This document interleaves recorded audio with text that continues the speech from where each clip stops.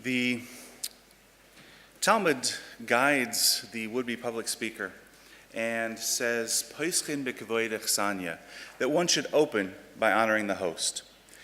It would be remiss of me not to take this opportunity to publicly acknowledge the tremendous effort and dedication that an event of this magnitude requires from the organizers, sponsors, and volunteers.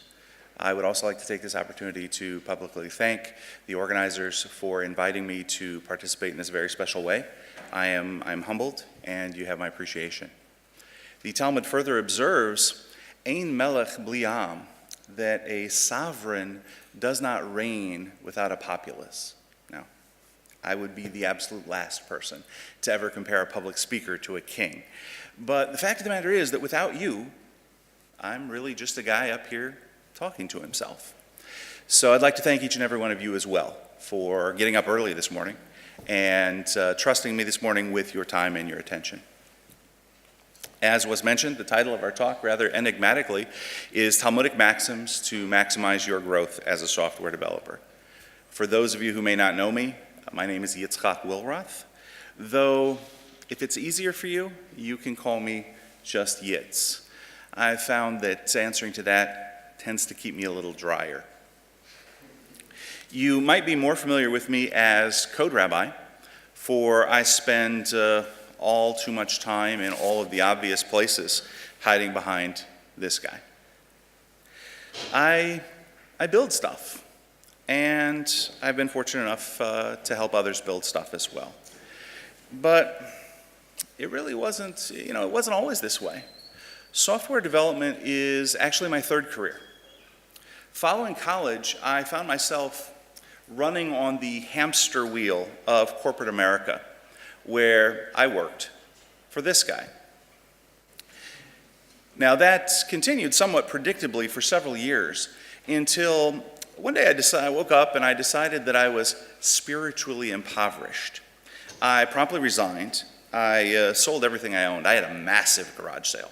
And I moved to Jerusalem and I enrolled in the yeshiva, a traditional Talmudic academy, rabbinical school, where I began working for this guy. Now, in case you're vague at this point about the Talmud is the written record of the conversations of the Jewish sages.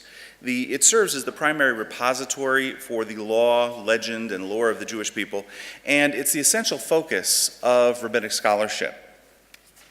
Now, as for me, ultimately, I returned to America, and I married. I was fortunate enough to spend over a decade in full-time Talmud study until I came to the slow realization that I was, financially impoverished. Now, a computer had been part of my life since my mother had sent me to a summer college for kids program at a local business school when I was 8, where I learned rudimentary basic programming on the TRS-80 Model 1. So, faced with the prospect of leaving rabbinical school, and with really little in the way of options, I made the decision to begin working for this guy as a software developer. Now, I have to tell you, as it turns out, working for that guy there, not so simple. Limited background, extremely high expectations, almost no formal training at all, and perhaps worst of all, beginning in my mid-30s, squarely behind the financial 8-ball, zero margin for error. Fortunately, almost immediately, I began to recognize that there were certain parallels between software development and Talmudic study. The Talmud describes rabbinic analysis as maven davar metoich davar, understanding one thing from within another, teasing out abstractions from concretions. Both disciplines, highly analytic in nature, yet possess an undeniable creative component as well. Both require extended periods of high cognitive load and often an incredible ability to maintain context. Interestingly, I found also that both are vocations whose practitioners also tend to pursue them as vacations. Very often, you'll see someone come home from a long day of toiling in their craft only to engage in an activity very, very similar to that which had consumed their day. Now, recognizing these similarities when faced with challenges as a growing software developer, my instinct was to look to the insights and experiences that I had gained in rabbinical school for guidance. Now, perhaps surprisingly, I found that the analogy between the disciplines, it was more than merely superficial.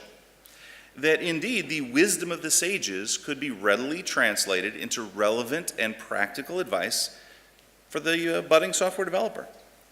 Ultimately, I found what could also serve as the title for our session this morning, that everything that I really needed to know, I learned in rabbinical school.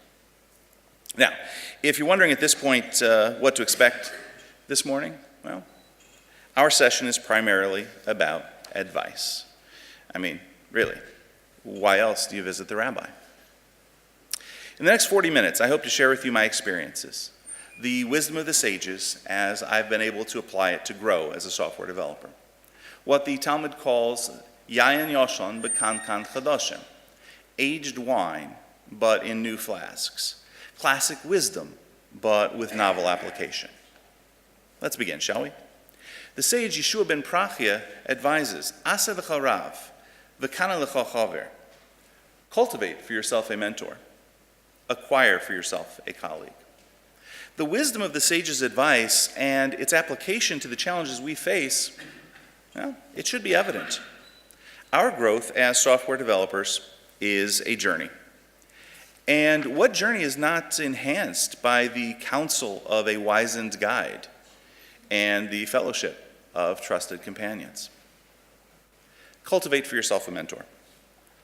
We work in an industry where the domain knowledge required to function at a high level, it's so vast and so rapidly changing that any Gladwellian 10,000 hours approach to its acquisition is not merely inefficient, it's impossible.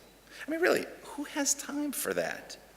The single most effective way to accelerate the learning curve is to receive meaningful, timely, and personal guidance from someone who has trod that path before. Young craftsmen, they learn from journeymen. Doctors, they serve as interns for many years before ever practicing on their own. Professional golfers even have swing coaches. Why should our discipline be any different? Now, fortunately in our community, we have an incredible resource which connects willing mentors with potential apprentices. phpmentoring.org. Now, I've taken advantage of that initiative as an apprentice twice, and both were very powerful experiences, which made an immediate and measurable impact upon my proficiency as a developer, and over time certainly accelerated my growth tremendously. Note, however, that language of cultivating a mentor. Know that the very best mentors, like Yoda here, they're not always so openly looking to take on an apprentice, likely because they understand the tremendous commitment involved, taking partial responsibility for the growth and success of another. Incredible irony, though, is that the same appreciation for the weight of the undertaking that makes them reluctant, it's also what makes their mentorship so valuable. The simple recipe for mentor cultivation, it involves just 3 steps. Identify, interact, and initiate. Identify potential mentors. Interact and grow your relationships with them. And then take initiative. In all likelihood, you already have relationships with potential mentors. Whether it's a seasoned teammate, someone that you know from your local user group, have interacted with perhaps on an open source project, or maybe met at a conference. Once you've identified with them, grow your interaction with them. Chat them up, ask them questions. Do it again, and then do it again. And once you've established that history of going to them for advice, take the initiative. Ask them if they'd consider formalizing the relationship. It does take a bit of courage, but you'd be amazed at how frequently it's successful. That language of cultivate a mentor, it also implies that mentoring relationships, they need not be formal, nor need they be exclusive. I am constantly cultivating ad hoc mentors for myself. always on the lookout for people who have the knowledge and the disposition to serve as personal subject matter experts that I can call on if I need guidance in a particular area. Most of them, they're not even aware of it, but they're stored in my mental Rolodex of who to call in case of an emergency. In fact, a number of them are in this room right now. My friend Gary Hocken, he recently tweeted this about his interaction with Marco Prevetta over some questions that he had regarding doctrine. Now, the amazing thing here, it's not that Marco gave 30 minutes to Gary simply because Gary asked. No, you'll learn that that is, it's the rule rather than the exception with members of the open source community. No, the amazing thing here is that Gary asked. Yeah, Gary gets it. The value of a mentor, even a mentor for a minute, is immeasurable. Whether you apprentice yourself formally, either via phpmentoring.org or the old-fashioned way, or you cultivate fields of ad hoc mentors, and they're not mutually exclusive. I suggest that you do both. The primary takeaway is that there are people out there who are able, and in far more cases than you think, willing, very often very, very willing, to accelerate your growth as a software developer. As professionals, it's simply negligent not to take advantage of them. The sage continues, acquire for yourself a colleague. Now, the pairing of that advice with that of cultivating a mentor is significant. It means that the key takeaway of the sage's direction is to view people as your most important resources. Now, that is perhaps more obvious in the case of a mentor. But we mustn't underestimate the value of strong relationships and meaningful interactions with our fellow developers in terms of advancing our personal growth. Now, one way which that manifests for us is via pair coding. The benefits of pair programming aside, that opportunity to mind meld with another developer over an implementation is incredibly powerful. To experience firsthand and in real time how another developer analyzes a problem, breaks it down into manageable parts, the decisions and the trade-offs that they make when implementing a solution. The benefit of that sort of direct cross-pollination is immeasurable. Whether it's a new algorithm, a debugging technique, an expanded naming vocabulary, even helpful keyboard shortcuts in your IDE. It's difficult to pair at any level and not walk away from the experience having integrated something new and valuable into your practice. Now, the most obvious place to pair code does remain the workplace. I mean, everybody's kind of in the same place at the same time, working on the same things. And I understand that's not an easy sell.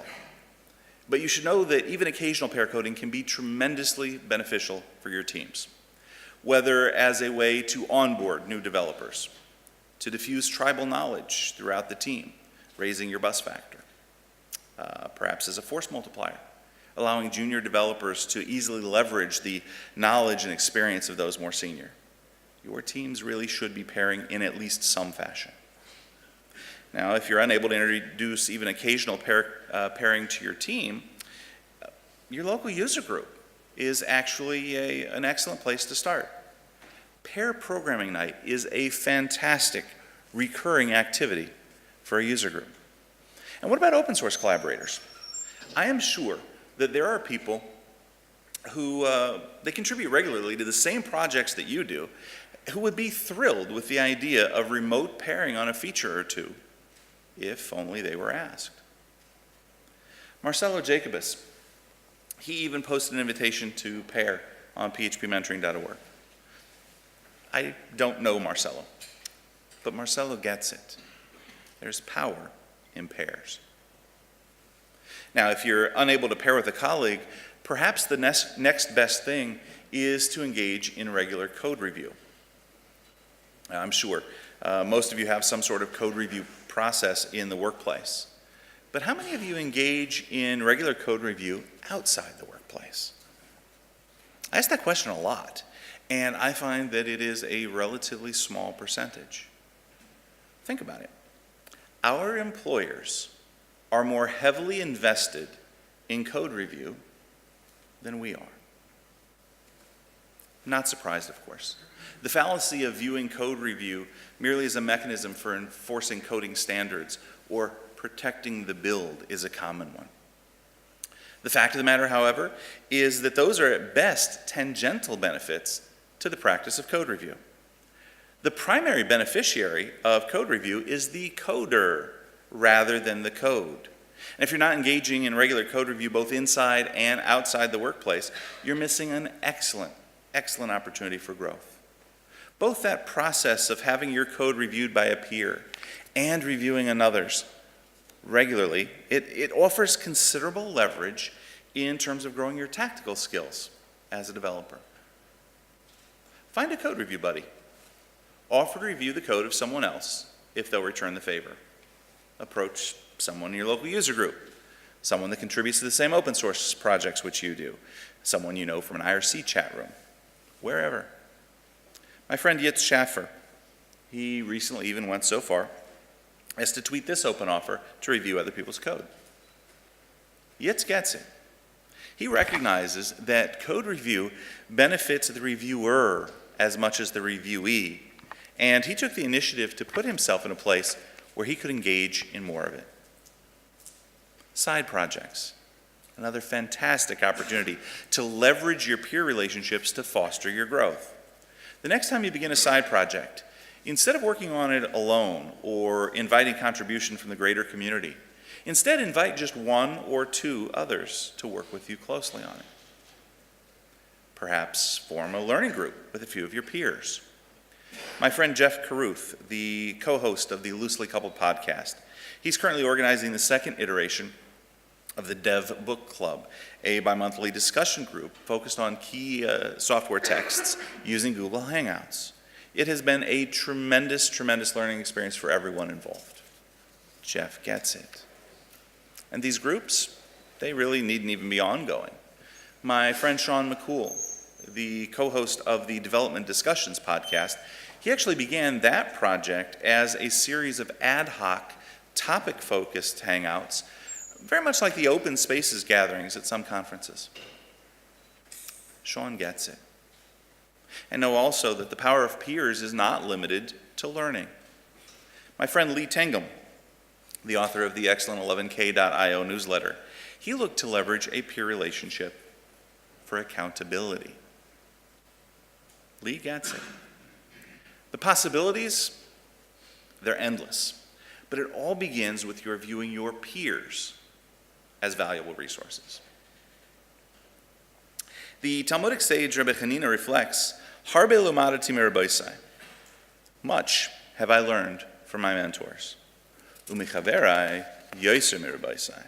And more from my colleagues than from my mentors. Umi talmidai yoser mikulan. And from my students more than all of them. Here the sage recognizes the value of cultivating a mentor and of acquiring a colleague, but suggests that even more empowering is sharing that knowledge with others.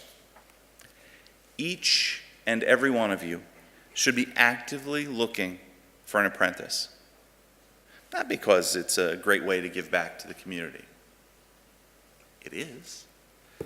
But because it will impact your growth as positively as it does that of your apprentice. You see, the Talmud instructs the teacher, Chanech l'nar al pi darchei. Teach the student according to their way. If one wishes to truly reach a student, to make a connection, perforce they must speak in the student's vernacular. And the wisdom there is not merely prescriptive, but descriptive as well.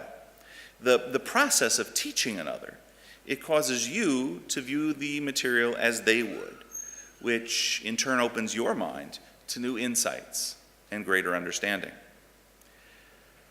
And don't think that you've got nothing to offer an apprentice. Know that by being here today, by attending an international PHP conference, by sitting in this session now, you are the 1%. The people you see and interact with here over these few days, and I'm talking about attendees as well as presenters and organizers, they're not the PHP community. They are the leaders of the PHP community, and that includes each and every one of you. You know far more than you think you know, and sharing that knowledge with others will advance your knowledge even further.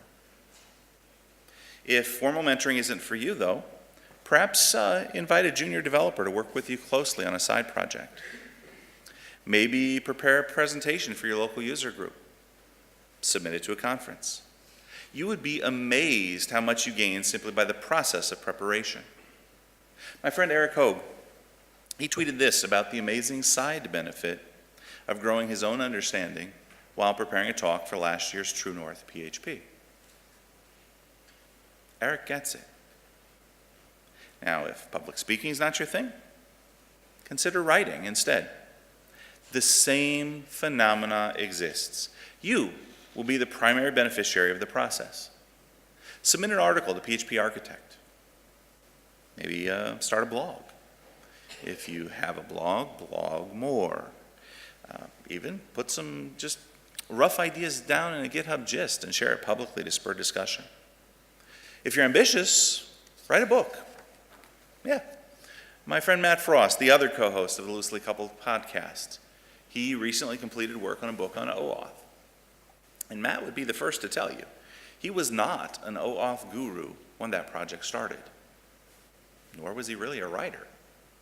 But now, 10 months or so later, he's both. Matt gets it. The possibilities, they're limited only by your creativity and your inhibitions. Learn from your mentors, learn from your colleagues, but grow the most by sharing your knowledge with others. Let's talk about community.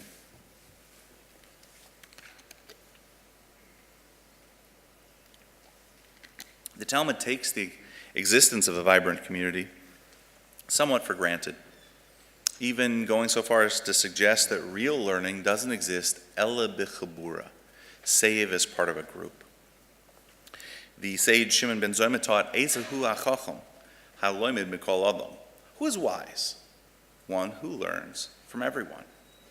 And that is another maxim which is both descriptive as well as prescriptive. It is traditionally understood as a prescription to view everyone who you encounter as having something to contribute. And that's fabulous advice on its own. But I think it can also be understood as a description of the wise approach to knowledge acquisition. Crowdsourcing, learning from everyone. You're already at a conference. That's a big one. If this is your first conference, soak it up. Come again. If you regularly attend, keep it up. You likely already understand their benefit. Conferences allow you to stay abreast of new tools and technologies for an investment of days instead of weeks or months. And that's important. It gives you more time to focus on growing your skills in areas more immediately relevant while still staying ahead of that incredible pace of change in our industry. Now, regarding conferences, don't overlook the hallway track. The sessions here have been fantastic. But the opportunity to cross-pollinate with such a wide cross-section of the community, it shouldn't be underestimated, nor should it be missed. Similar in many ways are your local user groups. While the cross-section might not be as large, they still expand your ecosystem, and the repetitive nature allows you to form more significant relationships with developers more quickly. The question often comes up, though, I don't have a local user group. What should I do? Start one. I recently launched a group in New Jersey called Shore PHP. Now, why did I do that? Well, of course, I had no local user group. And Cal Evans told me to. Yeah, in following Cal's advice, I fulfilled the Talmud's directive, "B'makom she'ein anoshim le'istadel li'yosish." In a place where there is nobody, endeavor to be somebody. Cal Evans gets it. As a community person, he innately understands that the more one interacts with the community, the more one gives to the community, the more one receives in return. And let's not forget open source.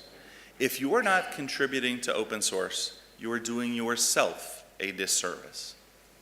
I'm going to let you in on a little secret. The open source community does not need any single developer. But every single developer needs the open source community. Developing software with a large group of your peers, it's a transformative experience. And as professional developers, you really need to be a part of it. The Talmud's wisdom regarding the community, it's pretty straightforward, as it admonishes us, al tifresh min hatzibur. Do not separate yourself from the community. The Talmud recognizes that the community is our lifeline, and without it, we are adrift. Finally, let's consider the individual. The Talmud tells the story of Rabbi Akiva, who, after being away from his home for 12 years to learn in a distant yeshiva, he returns along with several of his students. When they reach the porch of his home, he overhears his wife responding to someone who had questioned her judgment in allowing him to be away from home so long in pursuit of his studies. If it were up to me, she says proudly, he could stay another 12 years. The Talmud relates that that's precisely what he did. Upon hearing that, he and his students, they did an about-face on the porch, they returned to the distant yeshiva, and they stayed, fully immersed in their learning, for another 12 years. Now, the question is famously asked here. He traveled a long way, and he'd been gone a very long time.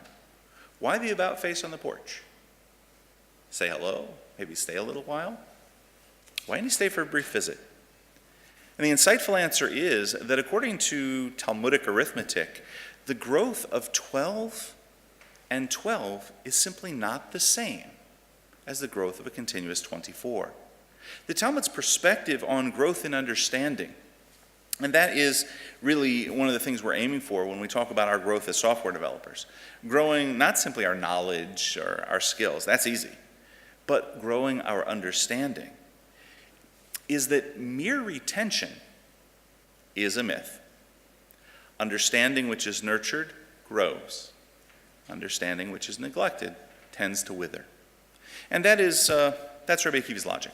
He's traveling with his students, so he's immersed in his learning right up to the moment that he hears his wife. And at that moment, he's faced with a choice. He can either return and continue his growth, or stay and regress. For professional developers, this means, quite simply, always be coding. There's really no way of escaping it. To grow our craft, we must practice our craft, and we have to do so consistently. You can read about it, you can talk about it, you can listen to other people talk about it, and that helps, but not without the practice. Always be coding. My friend Joe Kaziokenis, Joe gets it. He recently extended, and this is a bit outdated now, he recently extended his personal unbroken chain of coding every day to what is now over 800 days. Now, I understand, I know what you're thinking. That doesn't work for all of us. I mean, sometimes you just need a break.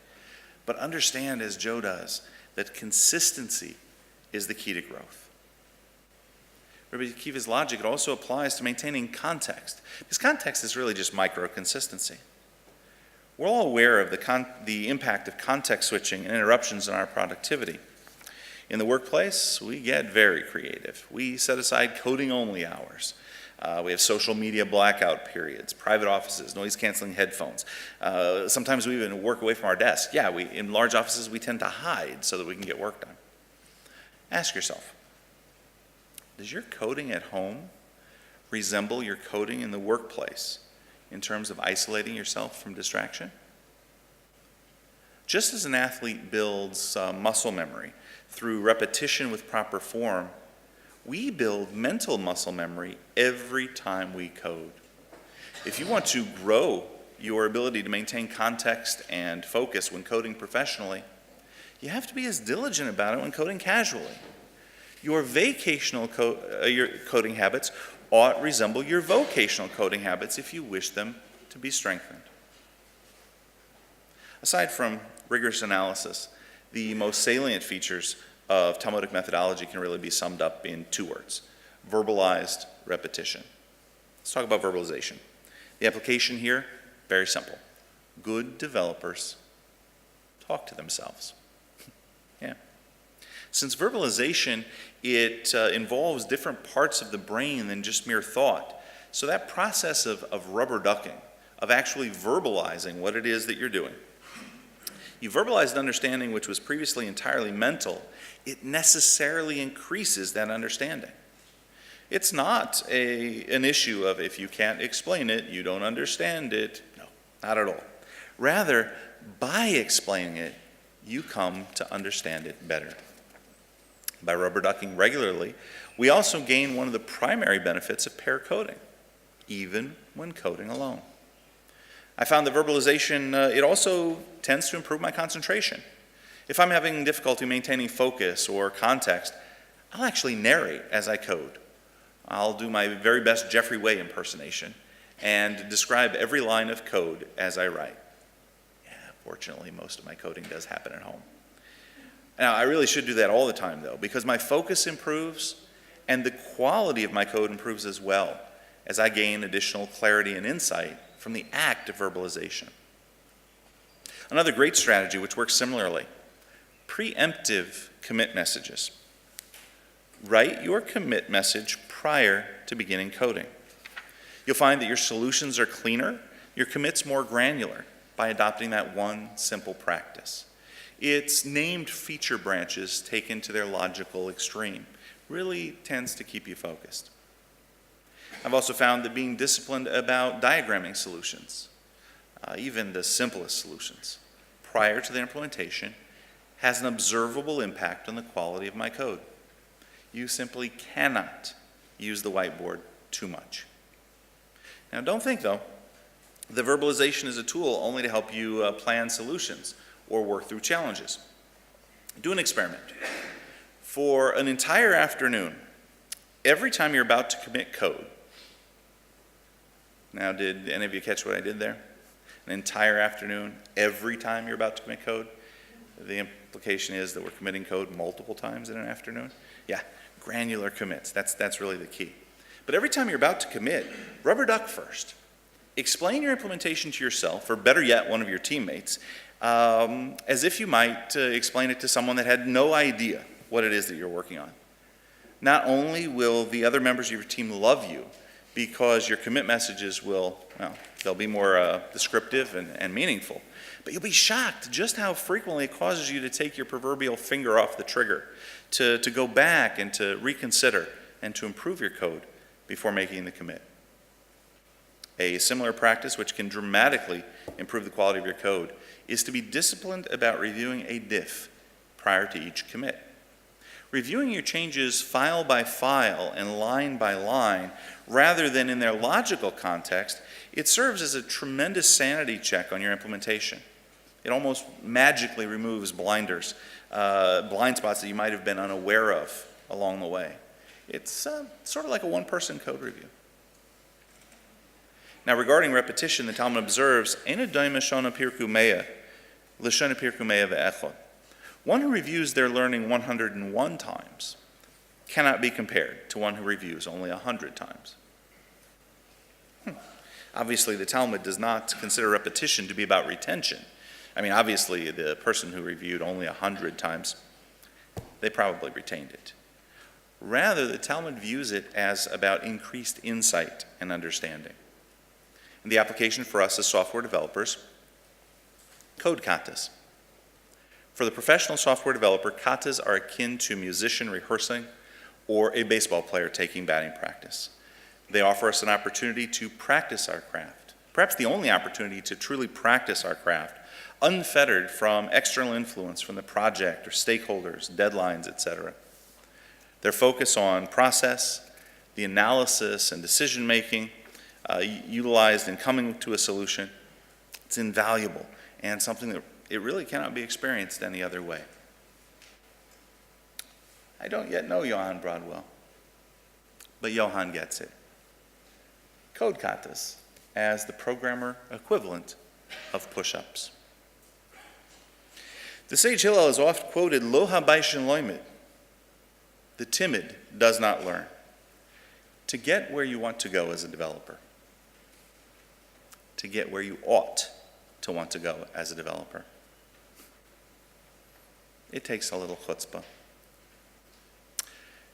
Don't be afraid to ask questions. Don't be afraid to challenge assumptions. Don't be afraid to ask for help. Don't be afraid to fail. Ultimately, we are responsible for our own growth. So it's imperative not to allow our inhibitions to slow our advance. The timid does not learn. The Talmud relates one additional story of Rabbi Akiva, how he was inspired to begin his studies at what then was considered the advanced age of 40, when he encountered a large boulder with a hole bored through its entirety by the steady drip of water from an overhang. From this observation, Rabbi Akiva realized the value of small beginnings and that steady effort, no matter how limited, can accomplish great things. The Talmud observes that kol haskalas koshios, all beginnings are difficult. The antidote, however, to difficult beginnings is to recognize that even a small beginning has value and that steady effort can overcome even the most imposing obstacle. Confession time. That is my first open source contribution. Yeah, a grammar and style edit to PHP the right way. Small beginnings. Our growth as software developers, it should be understood and approached as we approach software development. It's an iterative process which is best measured over time.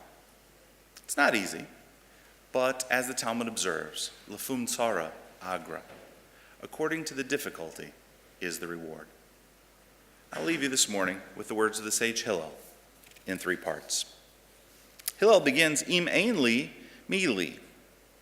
If I'm not for myself, well, who will be for me? Know that it takes chutzpah to avoid the fate of the timid, that you have to ask questions and ask for help, question assumptions, and risk failure, to value those small beginnings, to practice as you wish to perform, to leverage consistency, remembering the benefits of rubber ducking and other verbalization techniques, of coding katas, and of cultivating mentors. Hillel continues, ukashani latzmi, ma'ani. But if I'm only for myself, what am I? It's imperative to stay connected to the community, to value learning together with our peers, be it pair coding or code reviews, conferences and user groups, sharing our knowledge with others, and stepping up to fill a void. At this point, I hope that each of you have noted one thing that you can take away and you can implement immediately to accelerate your growth as a developer. That's really it. I've done what I can do. The rest is up to you. So I will conclude, as did Hillel, by asking, Im lo yakshov, emasai. If not now, when?